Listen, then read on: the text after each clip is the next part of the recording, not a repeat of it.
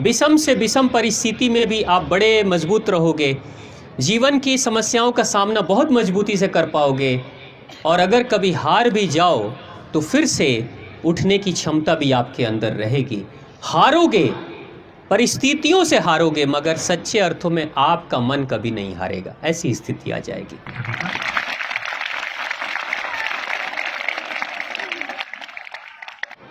चार बजे उठना चाहिए, अच्छी बात है।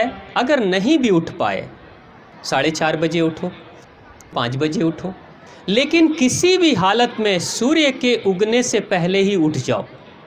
सूर्य के उगने के बाद अगर उठोगे आप तो आपका मन कमज़ोर हो जाएगा, मस्तिष्क कमज़ोर हो जाएगा, आपकी बुद्धि कमज़ोर हो जाती है।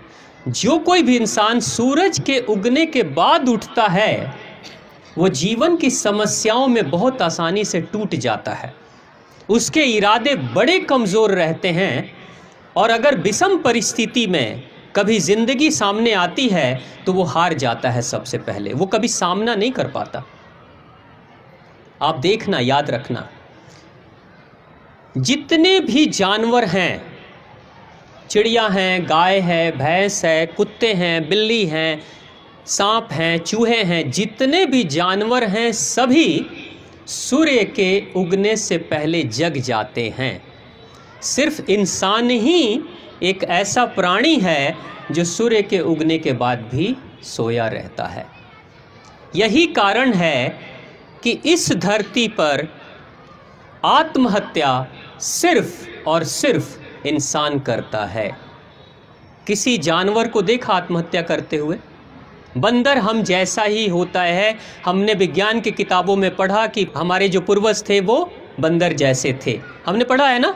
लेकिन कभी आज तक आपने सुना किसी अखबार में कि एक बंदर मानसिक अवसाद से पीड़ित होकर और पेड़ से छलांग लगाकर मर जाता है? पढ़ा? या कभी बंदर को कभी सुना, सुन भाई मैं बहुत दुखी हो गया हूँ, अब जा रहा हूँ पहाड़ के नीचे टपकने, जब मैं गिर जाऊंगा उसके बाद मेरा अंतिम संस्कार करा देना? नहीं, इस धरती पर मनुष्य के सिवा और कोई जानवर आत्महत्या नहीं करता है। वो बेंगलोर का वो नौजवान अगर वो इंसान नहीं होता तो बिल्कुल आत्महत्या नहीं करता, लेकिन वो इंसान था इसलिए आत्महत्या कर लिया, क्योंकि इंसान इतना कमज़ोर होता है कि सिर्फ सुख के दिनों में जी लेता है और दुख में तो ये पहले से ही मरने के लिए तैयार हो जाता है। ये सच्चाई है। लेकिन क्यों उठना चाहिए? महत्वपूर्ण ये है कि उठना चाहिए तो क्यों उठना चाहिए? क्योंकि जब सूर्य के उगने से पहले बहुत तेजी से ऑक्सीजन की बहुत बढ़ती हुई मात्रा इस धरती पे टकराती है, जिस जगह पर हम रहते हैं, बहुत तेजी से। जैसे हम इस धरती पे कहते हैं कि सबसे पहले सूर्य जापान से उगता है। लगभग हम जब सुबह में सोए रहते हैं तो 2:30 बजे रात्रि में ही जापान में सूर्य उग जाता है और धीरे धीरे सूर्य बढ़ने लगता है, हमारी तरफ आने लगता है। और जब हमारे इस धरती पे सूर्य की रोशनी टकराती है, उसके आधे घंटे के बाद पाकिस्तान की धरती पे सूर्य की रोशनी टकराती है।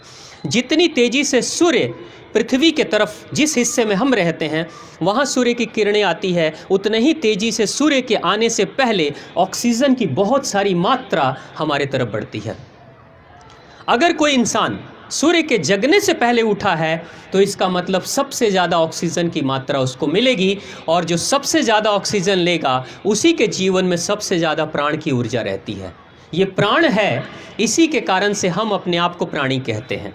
हम मनुष्य क्या हैं? प्राणी हैं, क्योंकि हमारे पास प्राण सबसे ज़्यादा है। लेकिन कमज़ोर प्राणी कौन है? जिसके पास कम प्राण है, यानी कम ऑक्सीजन की मात्रा है, वो कमज़ोर प्राणी है, वो बीमार प्राणी है। तो आप अगर अपने आप को स्वस्थ करना चाहते हो तो पहली दिनचर्या में शामिल कर लेना, सूर्य के उगने से पहले आप जग जाओ, सूर्य के स्वागत के लिए आप जग जाओ। ये नियम गांठ बांध लो, अपनी ज़िंदगी में इसका पालन करो। आपके जीवन में चाहे कितनी भी विषम परिस्थिति आएगी, मन इतना मजबूत रहेगा कि हारोगे नहीं, आप निकल जाओगे बाहर। दूसरी चीज़, सूर्य के उगने से पहले अगर आप शौचालय चले गए, नित्य क्रिया से निवृत्त हो लिए। शौचालय का मतलब समझ रहे हो ना क्या होता है? शौचालय का मतलब पेट की सफाई, जिसको अंग्रेजी में कहते हैं पॉटी करना, ठीक है? शर्माना नहीं, आप शर्मा रहे हो मुझे पता है, लेकिन मुझे बेशर्म होकर आपसे बात करने की ज़रूरत है, क्योंकि ये ज़िंदगी की सच्चाई है। जो बच्चे रोज़ शौचालय नहीं जाते हैं, पेट की सफाई जिनकी रोज़ नहीं होती है, वो जीवन में कभी भी मजबूती से कोई निर्णय नहीं कर पाते हैं। हर छोटी छोटी बात में वो दुविधा में रहते हैं, कन्फ्यूज़न में रहते हैं कि मुझे ये करना चाहिए नहीं करना चाहिए, हाँ करूं कि ना करूं, आगे बढ़ूं कि पीछे हटूं, क्या करूं। वो जीवन की चुनौतियों का कभी सामना नहीं कर पाते हैं। अक्सर वो डरे डरे से रहते हैं, कांपते हुए से रहते हैं और निर्णय बेहतर नहीं कर पाते हैं। और जिस किसी के भी इंसान के जीवन में रोज़ अगर उसकी पेट की सफाई नहीं हो रही है तो पता है क्या होगा, वो जिस भी क्षेत्र में रहेगा वो बेहतर नहीं कर पाएगा। अगर वो समाज सेवी होगा तो समाज के लिए बेहतर कार्य नहीं कर पाएगा। अगर वो राजनेता होगा तो बेईमान हो जाएगा। अगर वो व्यापारी होगा तो नाप तौल में गड़बड़ियां जरूर करेगा। अगर वो शिक्षक होगा तो बेहतर शिक्षा नहीं देगा। अगर वो घर की गृहिणी होगी तो बहू होगी तो सास से लड़ेगी और सास होगी तो बहू से लड़ेगी। अगर वो पिता होगा तो बेटे के कान गरम करते रहेगा हर बार। अगर वो बेटा होगा तो पिताजी से दुखी ही रहेगा और हमेशा कहेगा आपने क्या किया मेरे लिए, क्या किया, पैदा ही तो किया, इसके अलावा किया क्या मेरे लिए। ये सब जितनी शिकायतें हैं, ये सारी शिकायतों की शुरुआत पेट से होती है। जिस दिन पेट खराब होगा उस दिन आपका दिमाग खराब हो जाएगा, जिस दिन दिमाग खराब होगा उस दिन पेट खराब हो जाएगा। करके देख लेना। गुस्सा उस दिन सबसे ज़्यादा आता है जिस दिन आपके पेट में गड़बड़ी होती है, उस दिन बहुत गुस्सा आएगा। बहनें, अगर जिस दिन पेट में गड़बड़ी होगी उस दिन अगर कोई आपको हंस के भी बोल दे, मजाक में भी कोई बात, तो मन करेगा चोटी पकड़कर लटक जाऊं, ऐसी इच्छा होती होगी।